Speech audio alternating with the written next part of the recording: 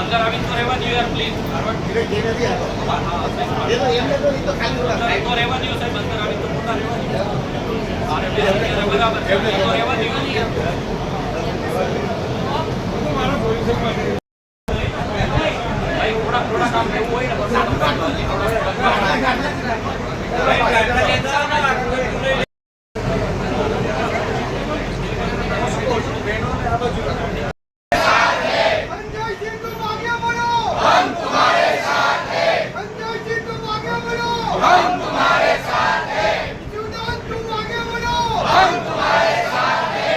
એક પ્રતિક ઉપવાસનું આયોજન છે શું?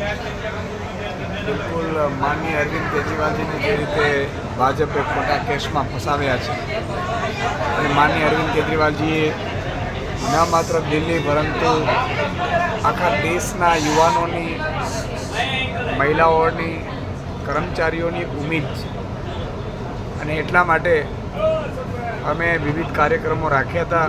એના ભાગરૂપે આજે આખા દેશમાં માનનીય અરવિંદ કેજરીવાલજીને જેલમાં એમને ખોટી રીતે પૂરી દીધા જેના સમર્થન આજે ગુજરાતમાં પણ પ્રદેશ કાર્યાલય અલગ અલગ જિલ્લાઓમાં પણ અમે 10થી 5નો પ્રતિક ઉપવાસનો કાર્યક્રમ રાખ્યો છે અને એમાં ખૂબ કાર્યક્રમોમાં એક ઉત્સાહ છે. પોતાના નેતા અત્યારે જેલમાં છે તો સ્વાભાવિક છે કે અમે આજે પ્રાર્થના કરીશું, ઈશ્વરને પ્રાર્થના કરીશું, ભગવાનને પ્રાર્થના કરીશું કે ભાઈ એમને શક્તિ આપે અને ભાજપને, ભ્રષ્ટ ભાજપને આ દેશમાંથી આ મહિના પછીની ચૂંટણી છે એમાં ભગવાન રજા આપે તો દેશ બચી જાય.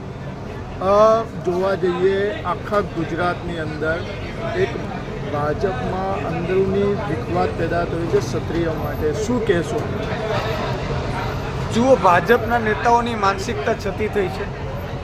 આ માત્ર ક્ષત્રિય સમાજની બહેનોનું અપમાન નથી, આ સમગ્ર હિન્દુ સમાજની બહેનોનું અપમાન છે.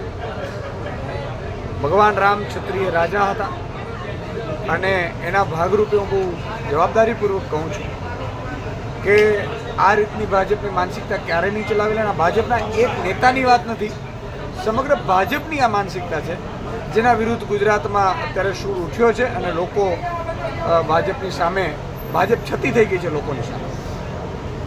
આવનાર ઇલેક્શનમાં આનો પડઘો કહેવો પડશે. જો ચૂંટણી તો આવશે જતી રહે, પણ આ માનસિકતાઓ છે એ ખરેખર બહુ દુઃખદાયક છે.